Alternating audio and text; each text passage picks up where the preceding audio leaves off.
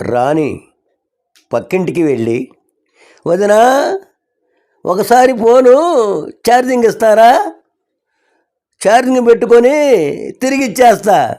వాణి, మాకు ఏ వస్తువు బయటికి ఇచ్చే అలవాట్లేదు వదినా, మా ఇంట్లోనే ఛార్జింగ్ పెట్టుకొని వెళ్ళండి. వానికి ఒకరోజు ఉదయం చీపురు అవసరం వచ్చి రాణి ఇంటికి వెళ్ళి, వాణి, వదినా మా చీపురు కనిపించలేదు, ఒకసారి మీ చీపురు ఇస్తారా. వాణి, మాకు కూడా ఏ వస్తువు ఇచ్చే అలవాట్లేదు వదినా, చీపురు అసలే ఇవ్వకూడదు, ఏదో మీ మాట తీసేయలేక ఇస్తానులే, కానీ ఈరోజు నా ఒంట్లో బాగాలేక ఇల్లు ఊడవలేదు, బయట చుట్టూ వరండా ఇల్లు మొత్తం ఊడ్చి తీసుకెళ్ళి వదినా. ఆనందం, గురువుగారు మనం సంతోషంగా ఉండాలంటే ఏం చేయాలి. గురువుగారు, కట్టుకున్న దాన్ని జాగ్రత్తగా చూసుకోవాలి నాయన. ఆనందం, అలాగే గురువుగారు, మీరు చెప్పిన మాట తప్పక పాటిస్తా.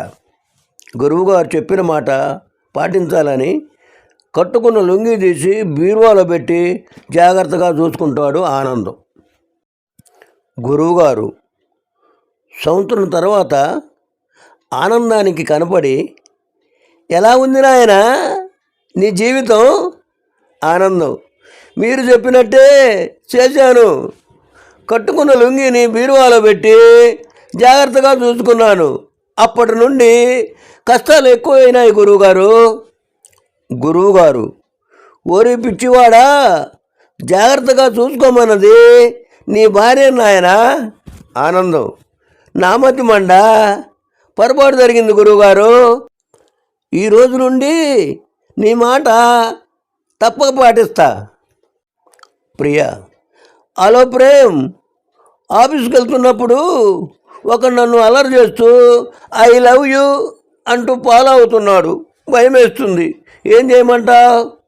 ప్రేమ్, ఎందుకంత భయం ప్రియా, నీ బ్యాగ్లో వాటర్ బాటిల్ ఉందా. ప్రియా, ఉంది, దాంతో ఏం చేయగలను.